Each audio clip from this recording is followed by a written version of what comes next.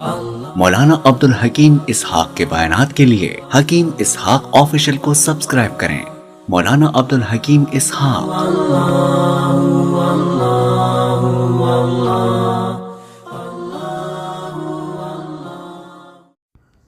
بسم اللہ الرحمن الرحیم نحمده ونصلی ونسلم علی رسولہ الکریم اما بعد فاعوذ باللہ من الشیطان الرجیم بسم اللہ الرحمن الرحیم۔ آج کا وظیفہ یہ بہت ہی زبردست وظیفہ ہے، انتہائی قیمتی وظیفہ ہے، تیر با ہدف ہے۔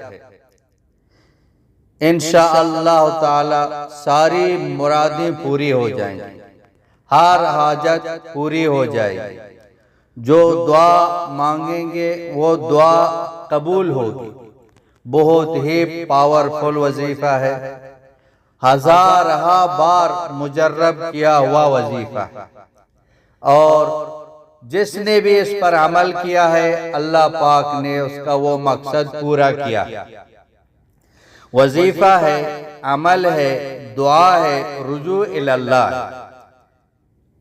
دھیان کے ساتھ مانگنا ہے، یقین کے ساتھ مانگنا ہے، تسلسل کے ساتھ مانگنا ہے۔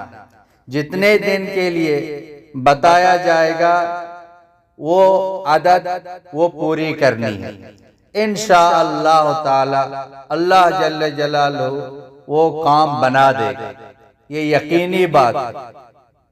اللہ سے دعا مانگیں گے وہ دعا قبول ہو جائے گی۔ اس کا جو پڑھنے کا طریقہ ہے وہ دھیان کے ساتھ سنیں۔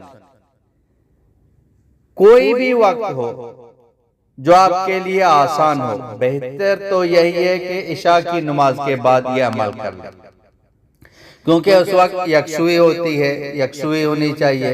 یا فجر سے پہلے یہ عمل کر لیں یا فجر کے بعد کر لیں، بہرحال یکسوئی ہو۔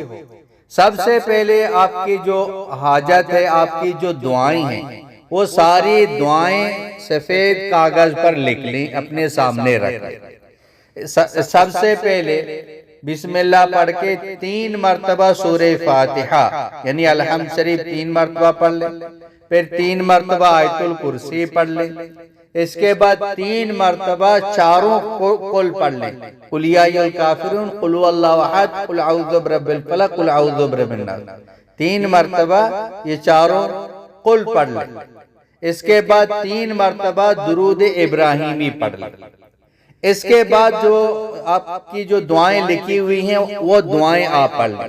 یا اللہ میرا یہ رشتہ نیک صالح مجھے رشتہ مل جائے، یا اللہ مجھے صحت مل جائے، یا اللہ مجھے نوکری مل جائے۔ جتنی بھی آپ کی دعائیں ہیں جو آپ لکھی ہوئی ہیں وہ دعائیں پڑھ لیں۔ دعائیں پڑھنے کے بعد سورہ یاسین پڑھ لیں۔ سورہ یاسین پڑھتے پڑھتے سورہ یاسین کے اندر 7 مبین ہیں، مبین ان کا لفظ 7 جگہ ہے۔ پہلے مبین پہ رکیں، جو دعائیں لکھی ہوئی ہیں پھر وہ دعائیں پڑھ لیں۔ دوسرے مبین پہ رکیں، پھر وہ دعائیں پڑھ لیں۔ اسی طرح تیسرے مبین، چوتھے مبین، 5ویں، 6ویں، 7ویں مبین تک یہ دعائیں پڑھ لیں۔ پھر سورہ یاسین کو پورا کر کے پھر ہاتھ اٹھا کے جو نا تفصیل کے ساتھ وہ دعائیں مانگیں۔ یہ عمل 3 ہفتے تک کریں، انشاءاللہ تعالی پہلے ہفتے میں آپ کا کام ہو جائے گا انشاءاللہ تعالی۔ یہ یقین ہے، یقین کے ساتھ کہہ رہا ہوں، بہت ہی پاورفل وظیفہ ہے، ہزارہ بار اس پر تجربہ کیا ہوا۔ تو سلف صالحین کا بتایا ہوا یہ وظیفہ ہے، اس پر عمل کریں۔ اس کا تعلق تجربات سے ہے۔ تجربات اگر نص کے خلاف نہ ہو تو اس پر عمل کر سکتے ہیں، اور اس پر تجربہ کیا ہوا ہے، اللہ پاک کام بناتے ہیں۔